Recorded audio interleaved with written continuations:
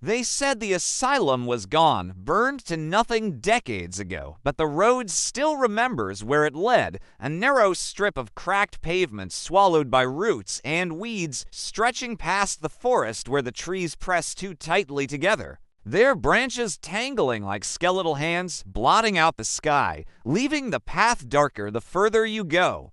Few people wander there, fewer still return, and those who do come back with eyes that don't quite focus, whispering about footsteps behind them, voices calling their name from the trees. At the end of the road, where the air tastes of metal and rot, you'll find it still standing, though the maps insist there is nothing there.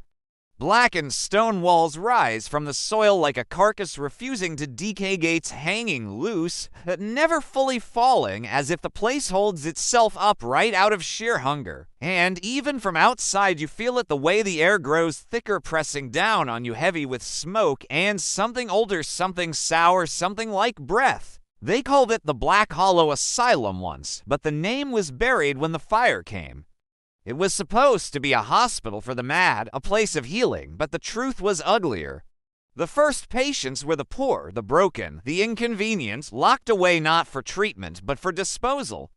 Doctors in starched white coats spoke of progress, of science, but behind closed doors they tested their theories with knives and drills, with ice baths and shock machines. They broke bodies to fix minds, and when the bodies failed, they dumped them in shallow graves behind the chapel, dozens at first, then hundreds, until the earth sagged under the weight of them. They say the soil there is black not from fire, but from the blood that seeped into it, layer upon layer, until even the worms refused to crawl through. When the fire finally came, the town thought it was judgment. Some say lightning struck the chapel roof.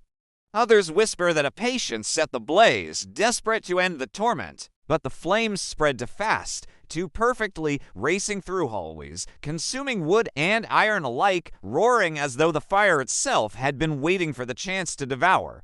For 3 nights the asylum burned, smoke curling into the clouds like the breath of some ancient beast. But when the embers cooled and the ruins were searched, there were no bones, no ash, not a single trace of human remains.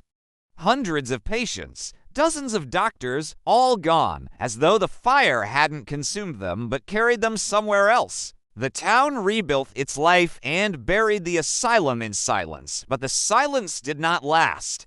Hunters reported lights flickering in the forest, shapes moving through the trees.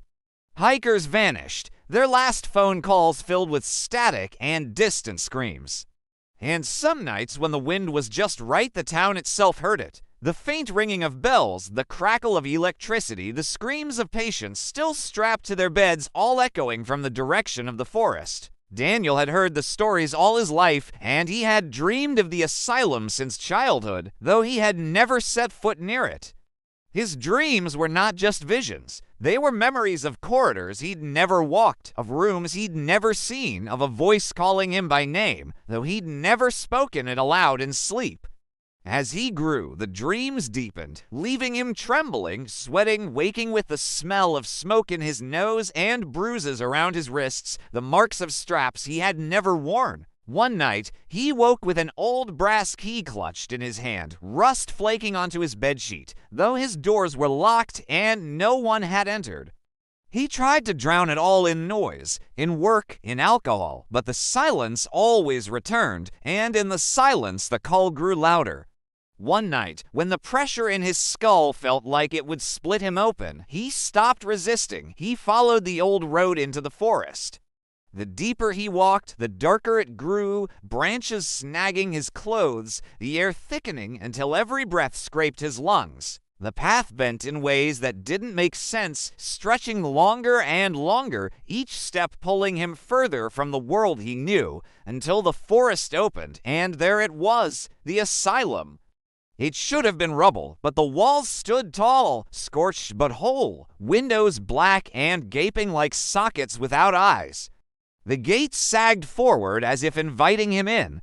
He should have run, but his body betrayed him, moving without command, one step, then another, until he was inside the grounds. The moment he crossed the threshold, the air shifted, pressing in, heavy, damp, rich with the stench of charred wood and sweet rot.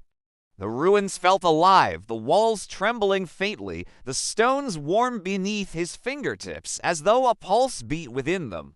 He tried to turn back, but the gate had vanished, replaced by more forest, endless and suffocating.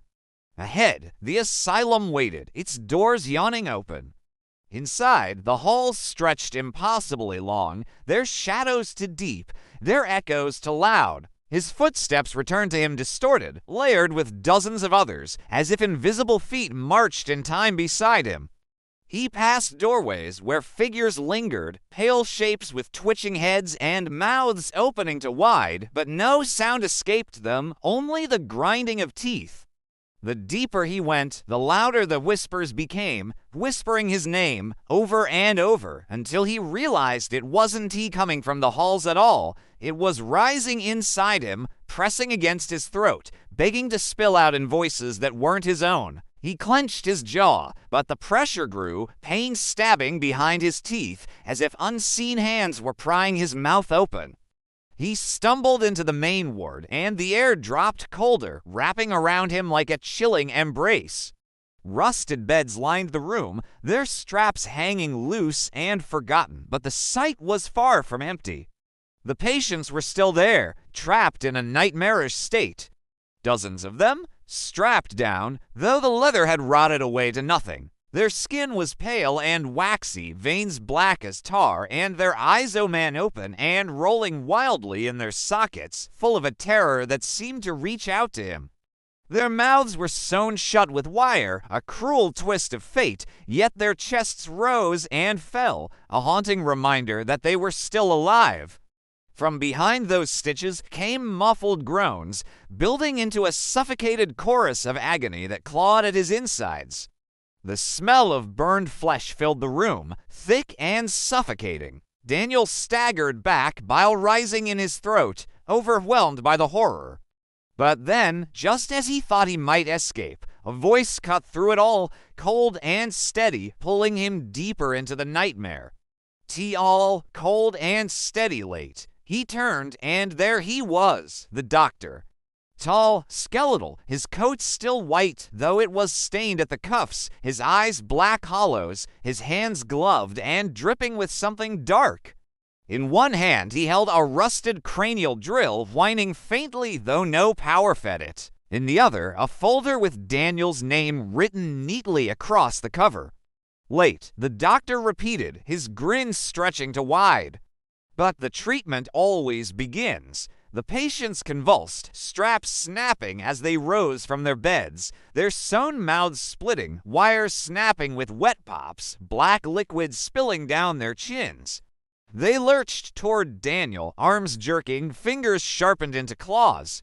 He screamed, but his voice was swallowed by theirs, a tidal wave of pain crashing against the walls. The doctor stepped closer, raising the drill, his grin never faltering.